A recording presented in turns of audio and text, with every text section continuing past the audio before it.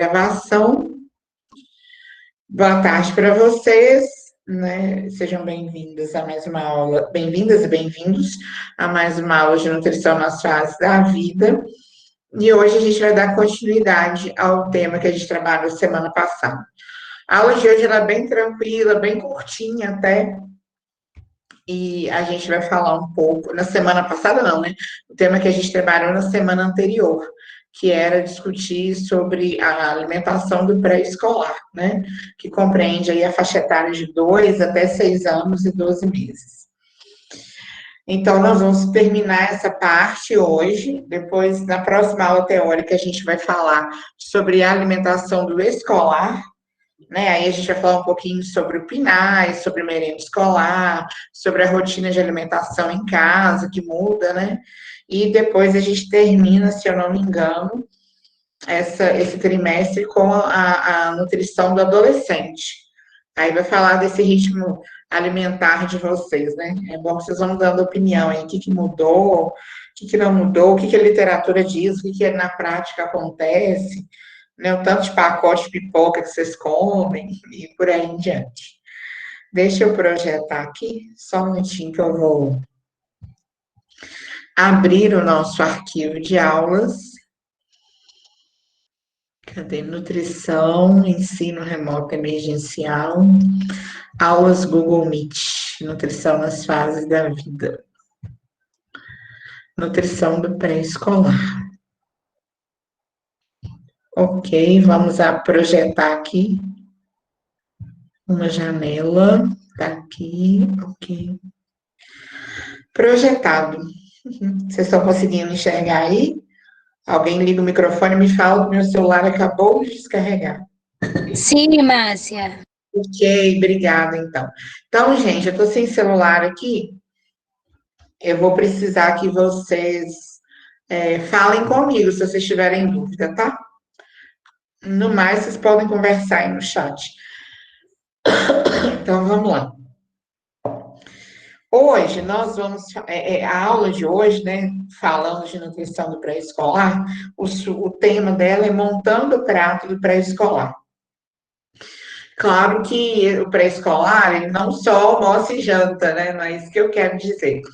Mas, assim, almoço e jantar são as duas principais refeições de qualquer indivíduo.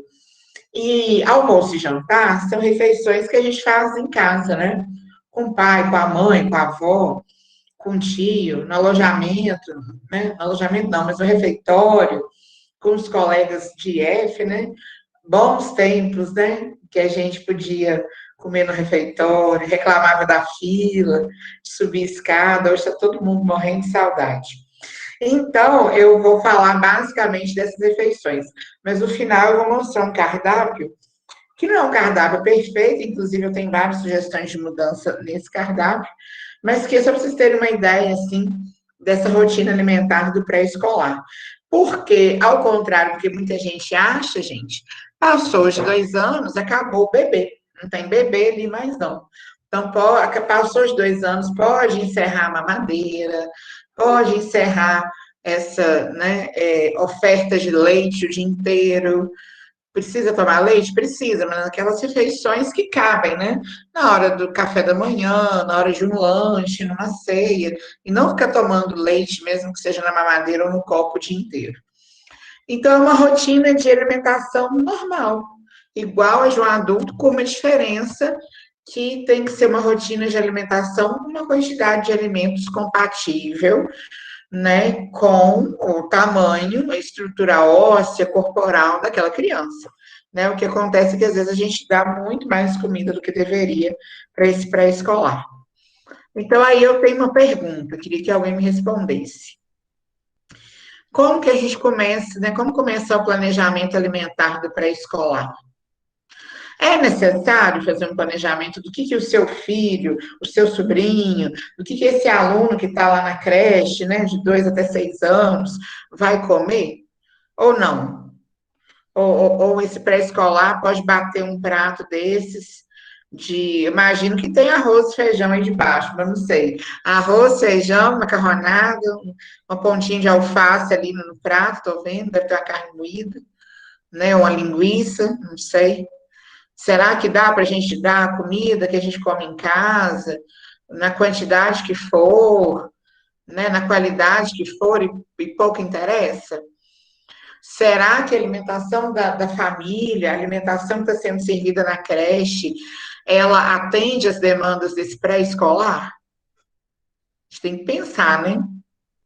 Vocês acham que pode servir esse prato aí para um menino de 2 anos? Ou não? Gente, alguém me responde. Não. Não, né? Eu acho que não, né? Um pouco demais até para uma pessoa adulta. Não é? Então, esse povo eu procurei no Google com a seguinte insígnia: prato de pedreiro. E aí achei.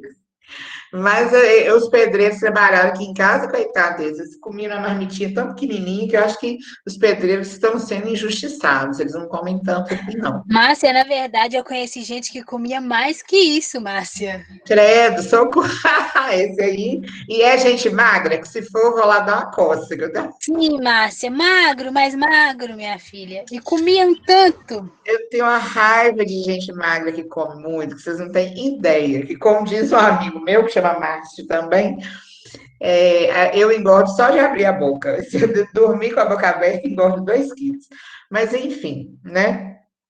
Continuando aqui, então não dá, a gente tem que planejar, a gente tem que planejar até o que a gente vai comer. Claro que não precisa ser aquela bitolação, que não pode comer isso nem aquilo, mas a gente tem que fazer um planejamento, sim, né? Tem que existir um conhecimento sobre o que o pré-escolar tem que comer e planejar em cima disso. E é importante, gente, olha que coisa interessante, que quando a gente está falando de 0 a 2 anos, a gente fica muito dependente do leite materno, das papinhas, das frutas, mas mesmo assim já é uma introdução de educação alimentar. Agora, quando passa dos 2 anos, gente, tudo que a criança vai adquirindo de hábito, nesses 2 a 6, 7 anos de idade, é o que vai ficar para o resto da vida. Tanto que muita gente tem uma dificuldade absurda de, por exemplo, comer frutas.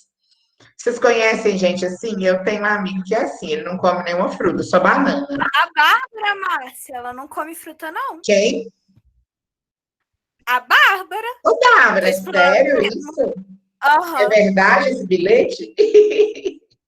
Bárbara, não vamos tentar. Isso aí deve ser, será que sua infância? Você tomou um trauma de comer fruta? Fruta é tão gostoso, gente. Pena que é caro, né? Mas é tão gostoso. Mas enfim, Bárbara, eu tenho um amigo, então, quase igual a você. É um amigo que ele não come fruta nenhuma e ele só come banana. Aí ele tem um cachorro, e aí você chega lá, você oferece tudo para ter comida para o cachorro de fruta, ele não come, o cachorro também só come banana. Por quê? Porque foi criado ali junto com ele e vai adquirir os hábitos que aquela pessoa tem.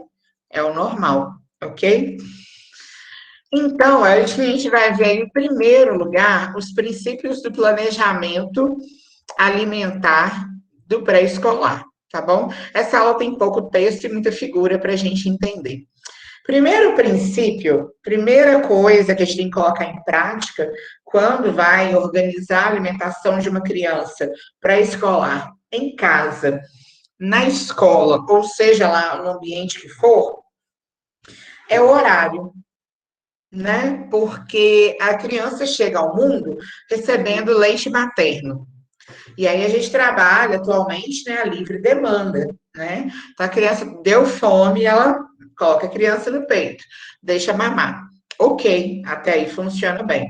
Passados os 6 meses, a criança também está em livre demanda, mas ela já começa a ter alguns horários de almoço, de jantar, de café da manhã, geralmente igual da família, mas nem sempre isso é colocado em prática mesmo, né? Nem sempre dá para a gente conciliar esses horários. Mas passou de 2 anos, gente, a gente tem que começar a ter uns horários. Por quê? Porque as crianças, ou elas ficam em casa com a mãe e aí o pai, né? E aí os irmãos. E aí, se ela não tiver um horário, ela não vai comer no horário certo, e vai ficar aquela função o dia inteiro comida na cozinha, e você dando comida para a criança, você dá o almoço no horário do lanche, o lanche no horário do jantar, e assim por diante. Então, pensando num adulto que tem que ter os seus horários pré-definidos, ou pelo menos ligeiramente estabelecidos, a gente tem que planejar o horário de refeição dessa criança, tá? Preferencialmente junto com a família. E o que é mais comum a gente ver é senta-se à mesa, dá comida para a criança, depois vai almoçar, ou então senta-se à mesa, é muito difícil você ver pai e mãe que almoça, depois vai dar comida para a criança, mas às vezes coloca a criança para dormir, almoça, depois acorda a criança, dá a comida, serve o almoço, ou jantar, ou lanche, seja o que for. E isso cria uma desordem muito grande, né? Uma sensação de que a gente não responde a certas atribuições sociais. E socialmente, se eu chegar no restaurante aqui em São João, né? 3 horas da tarde, eu não vou achar almoço para eu comer. E se eu fui acostumado desde muito pequeno, né, a comer a hora que eu quisesse, eu posso ter vontade de comer 3 horas da tarde, né? Mas não é bem assim que funciona. Então, essa dinâmica aí nessa fase é muito importante. Estabelecer esses horários e, preferencialmente, junto com a família, para que o ato de se alimentar seja um ato de satisfação também, né? Um momento aconchegante, bacana, legal, tá? Em seguida, a gente trabalha a seleção dos alimentos, né? A escolha dos alimentos. E quando a gente é muito jovem, né? Essa tirinha aí cortou um pedaço dela, mas ela fala assim, que quando ela tem dúvida em escolher verduras, né? Ela não sabe como escolher, ela olha, né? Os mais velhos, os idosos, para ver quais que eles vão escolher.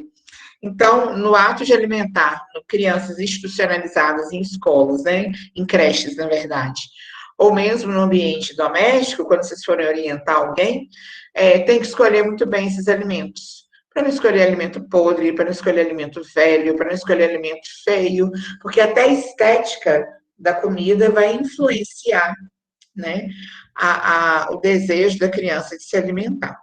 Deixa eu ver quem está entrando aqui no Meet, que eu vou liberar a entrada. Ok, voltando aqui ao nosso slide. Então, selecionar bem os alimentos. Outra coisa interessante que a gente deve fazer, e geralmente a gente não faz, é oferecer vários sabores à criança. Vocês já ouviram uma expressão que, fulano de tal tem um paladar muito infantil? Alguém já ouviu isso? Ou leu em algum lugar? Ou talvez eu mesma já tenha falado aqui, não lembro. Ah lá, tudo dormindo, gente, e não me responde. Eu vou começar a falar pelos nomes, hein? Catarina, você já ouviu falar da expressão paladar infantil? Eu já, Márcia. Inclusive, na minha família mesmo, tem adultos que têm o paladar infantil. Porque geralmente esse paladar infantil, ele passa pelo quê? Por alimentos que não são alimentos muito variados, né? Geralmente come sempre a mesma coisa, muito doce, muita besteira, né? Muito chocolate. E quando a gente fala em alimentos das refeições do almoço e do jantar, é sempre a mesma coisa, né? Arroz, batata, carne. Às vezes batata e carne. Então, não tem um paladar muito variado. Mas por quê? Porque a gente insiste em dar sempre papinhas de batata com feijão, sempre os mesmos tipos de carne, não oferta alimentos diferentes. E aí a gente vai encontrando resistências que vão se estabelecendo ao longo da vida. Para vocês observarem bem como isso funciona, tem um programa no GNT, que é um canal de TV paga, mas tem ele também no YouTube, o INHAC GNT. E aí, nesse programa, tem um programa de um chefe de cozinha, o Clostro Agro, que se chama Chato para Comer. É muito interessante. E aí, nesse programa, ele cozinha, faz uma preparação especial para esses chatos para comer, e aí eles vão discutindo e falando como começou essa relação indesejável com a comida, né? Como começou essa aversão a certos tipos de alimentos e etc. E na maioria esmagadora das vezes, essa relação isso tem alguma relação com a alimentação na fase pré-escolar, né? Quando bem jovenzinho. Às vezes os pais obrigavam a comer, os pais não mostravam alimentos diferentes para essa criança, deixavam ela comer livre demanda, mesmo sendo uma criança e não um bebê. E aí essas crianças foram desenvolvendo o quê? Um paladar mais do que infantil e foram mantendo isso enquanto adolescentes e adultos, né? E aí a gente tem, quando adulto, aquele adulto que, como o último caso que eu assisti, que era um senhor já de uns 54, 55 anos, que só come batata frita, maçã e macarrão. Macarrão alho e óleo, só, mais nada. Ele não toma um suco, ele não toma um refrigerante, acho que ele não bebe também, ele não come uma macarronada, ele não come batata ensopada, ele não come carne, ele hortaliça e fruta menos ainda, acho que só maçã que ele come, e de vez em quando. Então aí, tá vendo como é grave a situação de saúde desse indivíduo? Oi? Pode acontecer também de tipo assim, quando criança, esse adulto não tinha muito acesso a essas coisas diversificadas, essas coisas, vamos chamar assim de guloseimas, refrigerante, chocolate, etc. Sim. E quando adulto, ele experimentou e adquiriu esse paladar infantil? Pode acontecer, mas assim, a ponto de se consolidar é difícil, é bem difícil. Isso é comum na adolescência, mas depois que a gente vai ficando mais velho, o hábito instalado é difícil modificar de forma drástica. Vou dar um exemplo, assim, na minha infância, não era comum na minha casa guloseima. Mas não era comum por uma questão financeira, porque anos 80 a gente tinha uma outra realidade econômica, né? As pessoas pobres nos anos 80 eram pobres mesmo, né? As pessoas pobres nos anos 2000 e tanto, até pelo menos 2016, eram pessoas que tinham poder aquisitivo baixo, mas que dava para consumir vários produtos, né? Então, assim, com o advento do Plano Real, com o advento dos governos de esquerda, a gente teve uma mudança, né, muito grande no consumo. Mas pode acontecer né, ficar naquela ânsia, né? Sempre quis comer chocolate, aí quando se torna adulto, tem condições de comprar, aí come um chocolate, muito doce, muita bala e etc. Mas é comum esse paladar infantil aí coexistir com o hábito que essa pessoa adquiriu. As pessoas aqui, por exemplo, em São João, ficam rindo da minha cara, porque eu falo, às vezes, falava muito na internet, hoje em dia nem tanto, que uma das comidas que eu mais gosto na vida, assim, é comer couve com angu. E as pessoas morrem de rir, porque eu peço, quem conhece a Catarina que cozinha aqui, eu peço a Catarina para me chamar para ir à casa dela para fazer couve com angu para mim. Aí ela fica perguntando: você quer comer linguiça, frango? O que você... Aí eu falo: não, eu quero comer couve com angu. Porque é uma memória afetiva desse período aí de pré-escolar, que a minha mãe fazia angu e a gente tinha uma horta gigantesca no quintal, então todo dia era uma hortaliça diferente. Couve, taioba, almeirão, mostarda, era um hábito, né? Todos os dias a gente comia, lá na zona da mata, né? Todos os dias a gente come angu, porque é um prato quase que obrigatório, e todos os dias na casa de quem tem horta a gente come uma hortaliça, principalmente hortaliça verde. E aí as comidas que eu gosto, particularmente, são as comidas da infância, né? Galinha caipira, moela, mas são coisas que me deram para experimentar. E que num primeiro momento eu não gostei, mas depois eu consegui me adaptar àquilo e ficou para a vida. Por isso que é importante não desistir da alimentação do pré-escolar na primeira recusa. Mas também nunca ninguém me obrigou a comer nada. Oi. E também tem a possibilidade de, tipo, na idade do pré-escolar, a criança foi apresentada muitas vezes, tipo, ficou viciada em tal tipo de alimento ou tal cardápio, e depois que cresceu não gosta mais, tipo, não pode ver nem na frente. Pode sim, mas geralmente a minha experiência diz que essas situações acontecem quando elas estão ligadas a uma espécie de, digamos assim, experiência negativa ou trauma, sabe? Vou dar um exemplo. Na instituição, não vou falar o nome de quem que é, ainda bem que tem muito professor. Na instituição, tem um professor que ele não come canjiquinha, de jeito nenhum. E aí ele sempre relatou que durante a vida dele inteira, né, quando criança, comia-se muita canjiquinha, porque é um alimento barato, né? Então, quando você tem uma família com vários filhos, às vezes, ao invés de comer arroz, que é um pouco mais caro, principalmente agora nesse período de pandemia, come-se canjiquinha, né? E aí vocês vão ficar me zoando que eu falo de canjiquinha o tempo todo. Mas não é, o exemplo que me veio à cabeça. E aí, como essa situação de comer canjiquinha estava ligada a uma situação de pobreza, né? Que não podia comer arroz, né? E aí, às vezes, as falas são assim, vai ter que ser canjiquinha, porque não tem arroz, e etc. As pessoas desenvolvem uma certa mágoa com aquilo, e aquilo, o psicológico, emocional é tão forte, né?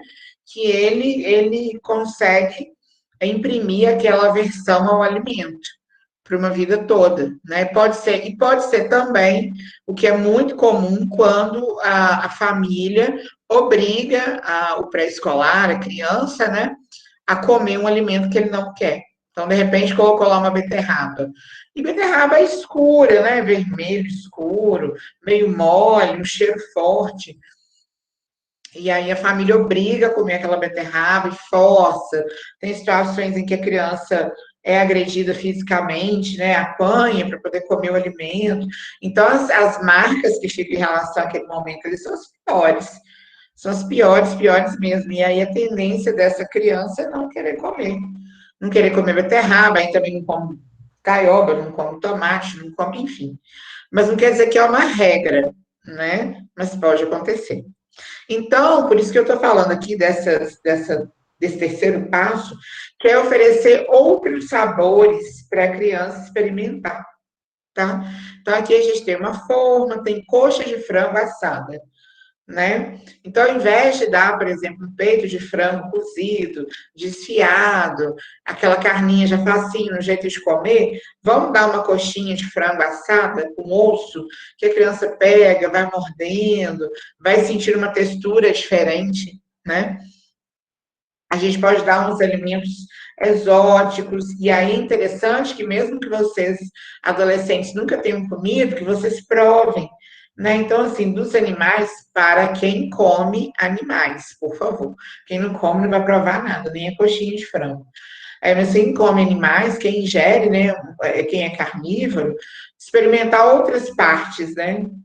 Moela, fígado, que tem uma rejeição enorme, que às vezes também os pais obrigam a comer por conta da questão da anemia ferropriva.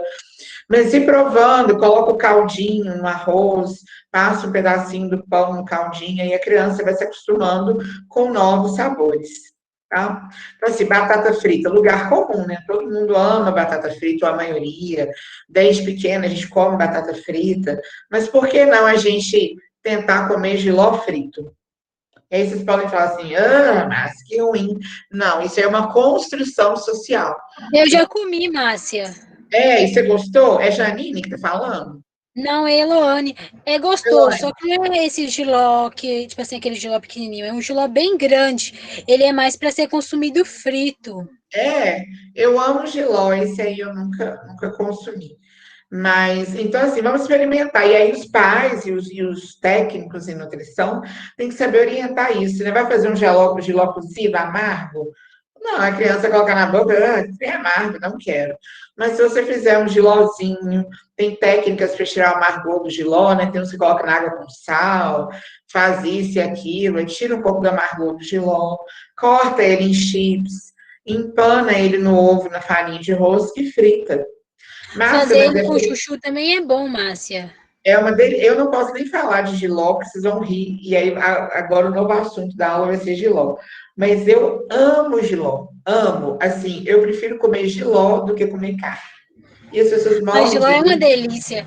Eu Jiló com amo. couve e angu também é bom.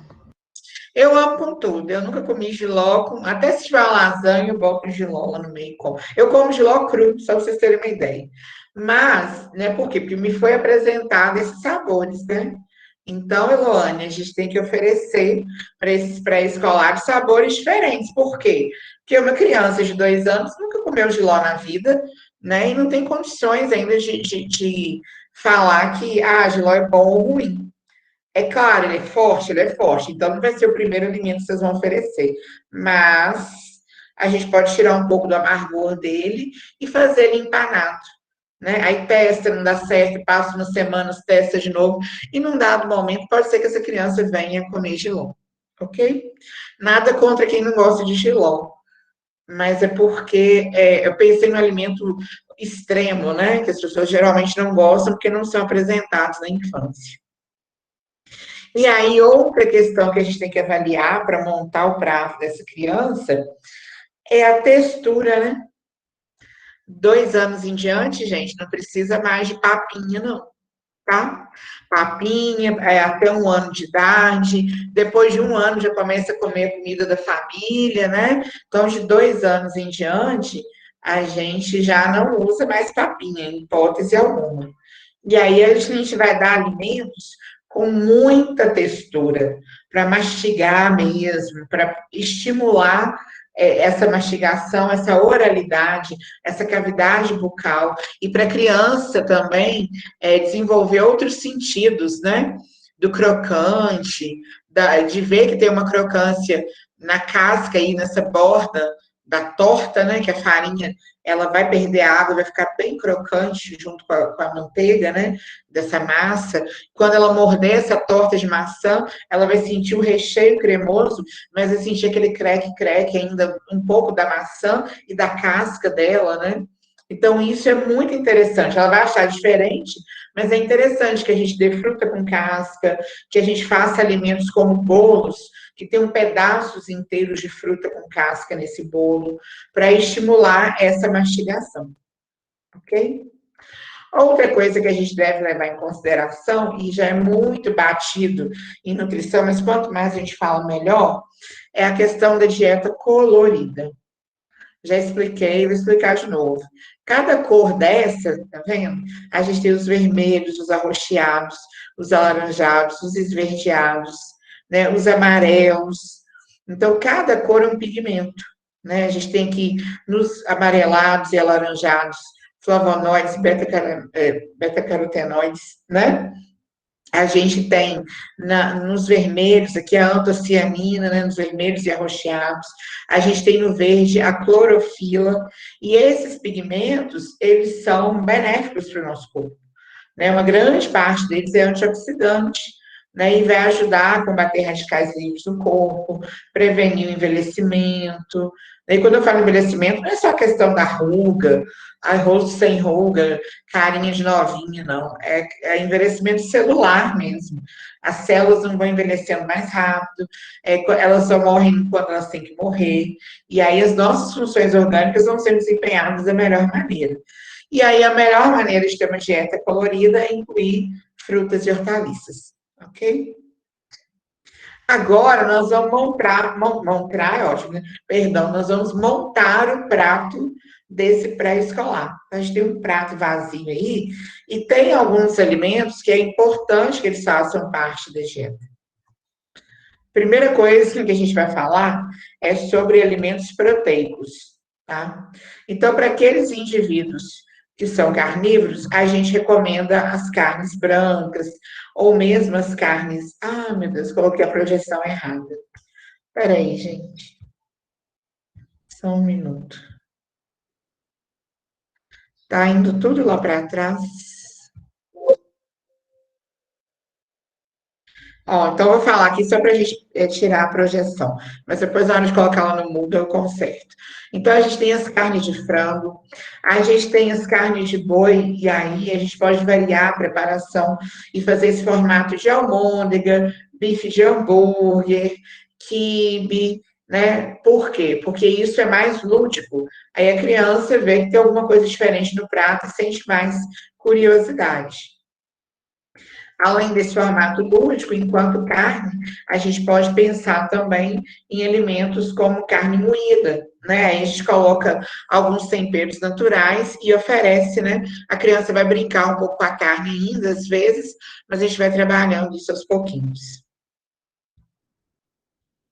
Continuando aqui, a gente tem, né, como grande fonte de proteína da nossa dieta, o feijão. Claro que não é com a mesma qualidade que as carnes. Mas aí as leguminosas, e nesse quesito, para quem é vegetariano, entre o feijão comum, todos os tipos, né? Feijão carioquinha, feijão jalo, feijão preto, feijão mulatinho, feijão vermelho, feijão andu, né? Então, feijão de corda e por aí. Não, feijão de corda, eu não sei se é uma preparação, um tipo de feijão. Mas, enfim, feijão branco. Então, tem todos esses tipos de feijão para quem é vegetariano. E, além disso, a gente tem lentilha, grão de bico, soja, né? Que podem ser incorporados na dieta dessa pessoa vegetariana, desse pré-escolar vegetariano. Fechada a cota de proteína, a gente tem que pensar em vitaminas, minerais e fibras. Então, quando a gente fala para comer verdura, comer hortaliça, comer fruta, é porque a gente quer que essas pessoas, ou esse pré-escolar, consuma vitaminas, minerais e fibras, principalmente fibras. E aí a gente não pode deixar de falar das FLV, que são as frutas, legumes e verduras. Então, tem que incluir isso na dieta. Claro, não necessariamente vai ter que ter todos os dias um suco de framboesa com uma torta de mirtilo, porque a gente não vai achar isso nem para comprar. Mas alface, tomate, rabanete, abobrinha, moranga, laranja sambinha, uva, a gente ainda acha no preço mais ou menos, cenoura, alho poró, faz um cantinho na sua casa e faz uma horta, né? Pensando no ambiente doméstico, estimula as famílias desses pré-escolares a fazerem uma horta, estimule a Secretaria de Educação a criar hortas dentro das escolas, e aí a gente vai ter essas hortaliças. E aí, né, eu já falei de proteína, que é um nutriente construtor, já falei lá de vitaminas, minerais e fibras, mas a gente precisa da energia, né, para esse pré-escolar. Então, nesse prato tem que ter o quê? Tem que ter alimentos ricos em carboidratos e gorduras. E aí a gente tem aqui o arroz, que ele não é riquíssimo em gordura, mas é rico em carboidrato. A gente tem aqui o inhame, sopadinho de inhame, né? Que é uma coisa que a gente pode incluir na dieta desse pré-escolar. E a gente tem aqui, direto da zona da mata, não que aqui não tenha, mas lá a gente consome mais, a gente tem um belo prato de angu. Eu ainda vou descobrir porque na minha região come-se tanta coisa de milho. Mas mingau de couve, que é feito com fubá, angu e canjiquinha, não pode faltar, tá? Aí agora, na hora que vocês comerem angu aí, pode me marcar no Instagram para me zoar, porque o povo tá me zoando com os pratos de canjiquinha, mas eu nem ligo. Porque eu gosto muito. Então, a gente pode colocar também na alimentação desse pré-escolar. E aí, como fonte de energia, a gente vai priorizar esses óleos vegetais, né? Tem óleo de oliva, óleo de linhaça, óleo de semente de girassol, né? E aí, essas oleaginosas e sementes produzem óleos que vão dar energia, mas que são bons para a saúde. E agora, para finalizar a nossa apresentação, eu trouxe aqui para vocês um exemplo de um cardápio, né? É um cardápio semanal, né? De segunda a sexta, provavelmente é um cardápio de creche. Eu tenho algumas ressalvas a fazer e eu vou falar aqui. Então, vamos pegar aqui um primeiro dia. De manhã, leite com chocolate, pão com margarina. É muito comum isso em creche, né? Porque eles compram aqueles sacos gigantescos de achocolatado, né? Mas, se possível, a gente dá o leite puro, tá? Aí coloca pão com uma geleia e etc. Porque depois a gente vai. Ah, não, vocês devem ver em nutrição e metabolismo ou em nutrição ou em técnica dietética. Essas questões relativas ao fitato, presente no cacau, entre outras coisas. Mamão no lanche da manhã, né? Então a criança come bem mamão, enfim. E no almoço é arroz, feijão, linguiça assada com cebola, farofa simples, salada de escarola, suco de maracujá e de sobremesa uma fruta. Esse cardápio tá dando vontade de almoçar de novo. No lanche da tarde, eles colocaram leite com goiabada. É bem lanche de creche, tá? Mas cuidado com esse excesso de doces, tá? Que a gente dá para a criança, porque senão ela fica muito presa a esse paladar infantil. No jantar, arroz caipira, que é arroz com frango cozido, milho, salsinha, salada de tomate com orégano, suco de abacaxi, sobremesa e laranja de sobremesa. Beleza? Então, ao longo da semana, a gente tem cardápios diferentes aí. Vamos pegar o lanche da tarde. Na segunda foi leite com goiabada, na terça leite com chocolate, na quarta leite com mel, na quinta leite caramelizado e na sexta saguão leite. Estão tomando muito leite, né? Mas é uma maneira também de consumir a quantidade adequada de leite, né? No entanto, nos lanches da manhã, eles estão priorizando frutas, né? Então, foi mamão, suco de maçã, suco de laranja, suco de maracujá e suco de maçã de novo na sexta, tá bom? No café da manhã, eles estão dando bastante leite também, para não dar café, né? Biscoito de maisena, tem o milkshake de morango. O milkshake deles, ao invés de eles fazerem com morango congelado, né? Que é mais caro, eles fizeram com geleia de morango. Muito açúcar, gente, toma cuidado. E pão com margarina. Cuidado também com essas margarinas, né? Consumo de gordura trans. Aí na quinta, bolo de laranja, leite com café. Primeira vez que aparece café. E na sexta, leite com chocolate e pão com geleia. Né? O jantar é mais ou menos aquilo: arroz, feijão e uma carne, né?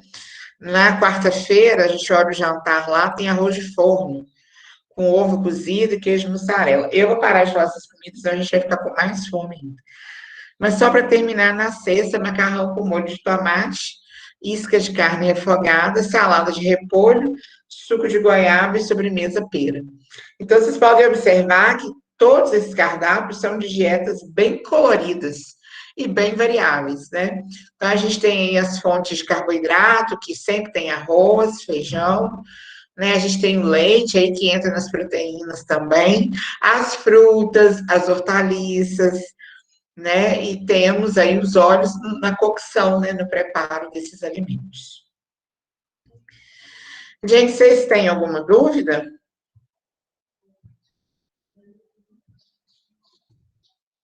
Abram o microfone e me digam. Ô, Márcia, eu percebi que nesse cardápio tinha uma grande concentração de açúcar. Não seria meio prejudicial para uma criança que está começando a idade pré-escolar? Tipo, não tanto quanto pelo paladar, mas pela questão de saúde mesmo.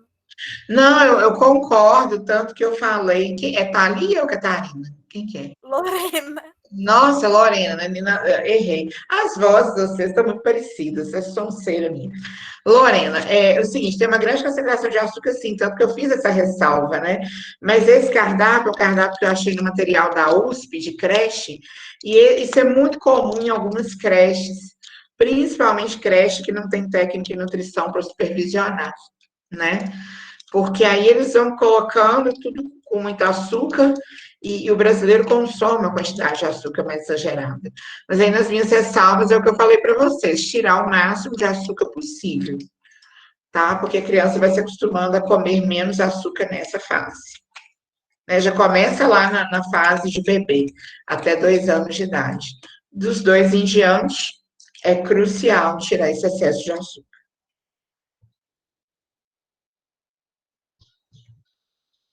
Deixa eu voltar aqui para o Google Meet. Vocês têm alguma dúvida, gente? A Eloane está falando que sopa de inhame é bom. É uma delícia. Quem que não gosta de berinjela, gente? Peguei pesado o quê, Lorena? No jiló? Quem que não gosta de... Eu disse que a imagem que você tava falando que era jiló frito, tava parecendo berinjela. Não, é jiló. Mas berinjela frita também é uma delícia. A da escola, então, se eu pudesse, levava uma Tupperware e pedir para encher e trazer para casa. Oi? Jiló frito você pegou muito pesado. Não, gente, é gostoso. Ó, vamos fazer um desafio, então. Vocês vão comprar um jiló, procurar uma receita, até procure e mando lá no WhatsApp. E aí vocês vão fazer esse jiló frito, tá? Empanado. Aí depois vocês me digam o que vocês acharam, se foi bom ou foi ruim. Tem que experimentar, senão vocês vão ficar com paladar infantil. 80 anos tá lá comendo chocolate e biscoito recheado. E não come nada diferente. E é gostoso experimentar coisas diferentes. A gente vai em lugares, prova, né? Principalmente quando a alimentação se remete a culturas diferentes. Ok? Então, provem essa iguaria da Zona da Mata. Façam um jiló frito e um anguzinho mole, que vocês vão ver que vocês vão almoçar assim, não vão querer comer nem carne. Tá bom? Vocês têm mais alguma dúvida, gente? Oi, Carla. Márcia, aqui, eu acho interessante aquela parte que você falou que o cardápio da criança, quando criança, ele ensina a vida dela durante toda a vida, né? Desde a velhice. Porque aquele exemplo lá que você disse não, acho que era um senhor que só comia batata frita, maçã e outra coisa. Aí eu tô lembrando da minha avó, que quando ela era mais nova, ela me contava, né? Que, tipo assim, eles não tinham muita condição, também eram muitos filhos, morava na roça, tinha que trabalhar, e ela comia bastante banana. Tinha vezes que comia banana verde crua até. Não. Banana verde cozida, angu. E aí, até hoje, ela faz isso pra gente lá na roça, e eu achei bem interessante, porque realmente influencia mesmo. Não influencia, gente. Se os nossos hábitos alimentares, eles são determinados nessa primeira fase. E aí, no Brasil, vou falar do Brasil, que é o único país que eu conheço. No Brasil, a gente tem um hábito muito corriqueiro de querer dar status para tudo, né? Então, assim, chique não é andar a pé, chique é andar de carro, como se fosse chique. Na verdade, o carro ele é só um meio de você acelerar o processo, né? E de não cansar e tal, mas não é uma questão de ser chique, é uma funcionalidade. Então, as pessoas acham chique usar uma roupa de marca, e na alimentação isso acontece também. Então, no Brasil, chique é você fazer um jantar e servir um cordeiro com molho de maracujá, sabe? E aí, quando eu chamava as pessoas para virem à minha casa e fazia canjiquinha, vocês ficarem rindo da minha cara, no início, assim, eu chamava só quem gostava também, mas tinha muita gente que ficava assim, ai, nossa, mas vai fazer canjiquinha? Eu vou, uai, quem não quiser comer, pede um lanche, né, no trailer, ou então vai lá buscar. E aí a gente começa a ver que essa comida de verdade, essa comida regional, é comida, gente, e é chiquérrima. Aí se você pegar um francês, um italiano, um alemão, um turista estrangeiro que chega aqui no Brasil, ele não vai querer comer uma coisa sofisticada. Ele vai querer comer taioba, couve com angu, canjiquinha, principalmente só em Minas. Couve com angu, canjiquinha, torresmo, feijoada, leitão assada, frango caipira, sabe? Então, assim, eles vão comer o que eles comem, que é regional. Eles vão querer saber o que é regional aqui no Brasil para querer comer. Porque lá na França eles vão ter hábitos de comer coisas regionais.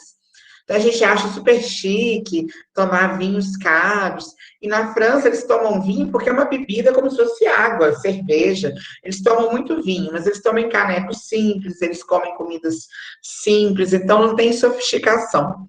A gente que fica dourando a pílula demais, né?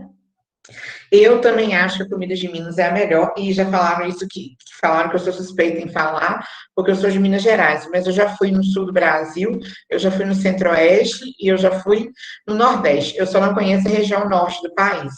Tipo, não que eu conheço o nordeste todo, né? Eu já fui lá, tipo, 2 vezes só. Mas a comida do nordeste, gente, se tiver alguém do Nordeste, com todo respeito, as de Minas Gerais, ó, muito melhor. O povo que não cozinha com alho, Deus, você come a comida, da meia hora você está fraco, porque não tem uma gordura de porco, não tem 10 cabeças de alho para enfogar um feijão, né? No sul do país, eu não entendi o que é aquela comida deles, é uma mistura de tudo com nada. E no centro-oeste foi a comida que eu acho que mais se aproximou dessa comida aqui de Minas Gerais, aí do sudeste de um modo geral. Aí eu gostei, principalmente que eles têm uma ligação muito forte com Minas. Achei bem bacana. Agora, no norte do país, eu ainda tenho que ir. E aí vou criar coragem para comer as coisas lá, mas vou experimentar tudo, né? Mas eles têm uns peixes bons, pelo menos isso. Ô, Márcia, É horrível, Yasmin, realmente. Oi, eu tenho Catarina. um tio que ele viaja muito, né? Ele é caminhoneiro. Aí ele já experimentou a comida de vários lugares do Brasil, mas ele Ai, fala que a de Minas é a melhor. E igual você falou, a de Minas e a do Centro-Oeste são as melhores. Não, mas é, gente. Eu acho que até quem mora no Nordeste acha a nossa comida melhor. Não tem nem cabimento essa logo contrário. Tem umas perguntas aqui em cima. Não sei quem está falando comigo que gosta de jiló. Ah, é, Anelisa, né? Seu pai, Anelisa, ponto comigo. Já vou falar com ele, fazer jiló. Eu amo jiló. E o seu pai de couve com angu, né, Yasmin? Ponto comigo também. Vou falar com ele que um dia eu vou fazer couve com angu, chamar vocês aqui. Que prato, né? Eu vou comer almoçar fora o quê? Couve com angu. Mas é uma delícia, né? Peixe aqui também é bom, Lorena. Mas é bom variar, né? Inclusive em São João, não precisa ser parente de alguém, não. Nem tá fazendo propaganda, recebendo, né? De graça. Teve um rapaz aí, um moço, que eu esqueci o nome dele, abriu uma casa de peixes. E aí ele tem tantos esses peixes que a gente encontra aqui, como tilápia, né? E etc. Como ele tem peixes da Amazônia, né? Peixes diferentes, assim. Fica ali perto, deixa eu ver. Para quem está em São João, perto do campo de futebol. Não sei o nome, não, mas é daqui perto da mercearia que tem ali. Mercearia do Daniel. E tem vários peixes diferentes. E a questão da alimentação é isso, a gente conseguir variar, pensando não só no pré-escolar, como no escolar, no adolescente, é a gente conseguir variar e experimentar coisa nova. Senão a gente fica muito nesse mais do mesmo, né? Todo dia é arroz, feijão e carne, arroz, feijão e carne. Não faz um prato diferente, não experimenta. Um dia desses eu fiz suflê de abobrinha, nunca tinha comido. Comprei um monte de abobrinha, ralei queijo, leva pouquíssima farinha, ovo, fiz suflê, deu um tabuleiro enorme, deu fila aqui na porta de gente que eu conhecia que veio pegar um pedaço, assim. E ficou bom, não ficou ruim, né? É claro que não se aplica uma dieta vegetariana, porque tem o queijo, né? Mas tem vegetariano que é ovo-lacto vegetariano, e aí ele come os derivados, só não come a carne. Então, já é uma opção, ok? A Janine, eu também como jiló cru, aprendi lá em Goiás, inclusive. Jiló cru na salada, como se fosse vinagrete. Assim como a gente não prova um monte de coisa, e, por exemplo, falando de comida, né, já que a aula é sobre isso também, as pessoas nunca, a maioria das pessoas que eu conheço, por exemplo, nunca comeram vinagrete de abacaxi ou vinagrete de maçã, né? Vocês podem procurar aí no Google que tem receita. E aí todo mundo fica assim, nossa, vinagrete de abacaxi, mas é uma delícia, né? E é diferente. Então, acho que a gente tem que começar a sair desse lugar comum e começar a comer. Nossa, há anos, Leidmila, que eu como vinagrete de maçã, principalmente, que eu acho que é o mais fácil de fazer, porque eu tenho uma preguiça medonha de descascar abacaxi. Mas eu como há muito tempo e é muito bom. Pois é, Verônica, aí a gente já discorda, tá vendo? Verônica não come muito canjiquinho, mas beterraba crua eu evito ao máximo. Eu como ela cozida. Agora, as outras todas que eu posso, eu como crua. Não, ele frito, não, mas aí ele frito, né? Claro que ele vai ganhar, Gisele, porque tem empanadinho, tem um ovo, uma farinha, né? É aquele jiló que deu um tapa no visual, aí fica uma delícia. Agora, ele cozido, às vezes as pessoas não sabem fazer. A minha mãe, vocês podem testar também, anota aí. Minha mãe fazia um guisado de jiló, chuchu, quiabo e carne de porco. Gente, nossa, a gente comia, a gente passava até mal, assim. E às vezes não precisava nem ter a carne de porco. Ah, Leidmila, eu consumo beterraba, sabe como? Outra dica também para o pré-escolar, ter um suco. Esse suco é ótimo, gente. Eu vou achar a receita dele, vou mandar para os líderes mandarem para vocês.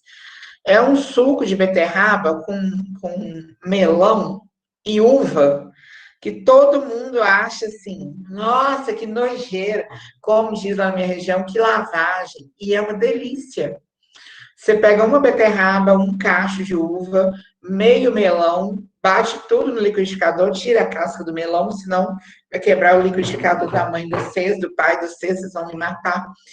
E bate tudo no liquidificador e ao invés de colocar 1 litro de água, a água, né, na verdade, você coloca água de coco. E aí você coa, né? E aí toma esse suco maravilhoso. É hipocrisia nada também. Eu falei que eu não como ela crua, não gosto, acho forte. Só no IF que eu como, que eu misturo no feijão, engulo correndo e aí eu como. Mas ela cozida eu como. E esse suco que eu acabei de ensinar, eu também tomo, como ela crua no suco aí. Não tem nada de hipocrisia. E é uma delícia, tá, gente? E não põe açúcar, pelo amor de Deus. Vocês vão ver que ele fica docinho, na medida certa, e fica perfeito, e fica vermelho, forte. Lindo, criança adora, acha a coisa mais diferente do mundo, assim. Gelatina com beterraba também é bom, né? Nunca comi, não, mas é bom, é saudável. É uma opção. E tantas outras frutas e verduras, né, que a gente não costuma comer, mostarda, almeirão, que amarga um pouco também. Todos os amargos eu gosto, muito, mas é uma questão de memória afetiva, né? Quando criança, me davam todos os tipos de hortaliça que tinham na horta lá do meu quintal. Gente, mais alguma dúvida?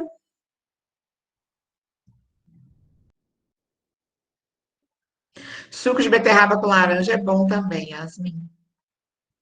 Não, né? Então, olha só, não vou desejar bom final de semana, porque amanhã a gente tem aula de CHS. E aí a gente vai se encontrar para falar de botulismo, tá bom? Botulismo e, se der tempo, intoxicação estafilocócica, ok? Muitíssimo obrigada, beijos de luz para vocês. Bom resto de tarde. Se tiver aula, boa aula. E descansem para acordar amanhã, uma sexta-feira animada, para a gente terminar essa semana com bastante garra. E aproveitar o feriado, né? Que tem feriado esse final de semana. Ok? Tchau. Márcia, Oi, quem está me chamando? Janine. eu tinha perguntado ali no chat, mas eu acho que você não tinha visto, não. Eu poderia dar um suco desse que você acabou de falar, de beterraba com mamão e uva para uma criança de 3, 4 anos, por exemplo? Pode, claro, tranquilo. É beterraba, melão e uva, tá? Aí essa é uma beterraba média, um cacho de uva gigante, maior que você achar qualquer uva, e meio melão. Aí você tira a semente e a casca, bate tudo e na hora de coar, você coloca, no lugar de água, você coloca água de coco. Aí você coloca de 1 a 2 litros de água de coco. Aí coa e não precisa colocar mais nada, nem água, nem açúcar, nem nada. E pode dar para crianças de 3 anos, sim. Tá bom? Entendi, obrigada. De nada. Beijo para vocês, gente. Boa tarde. Fiquem bem e até amanhã, tá?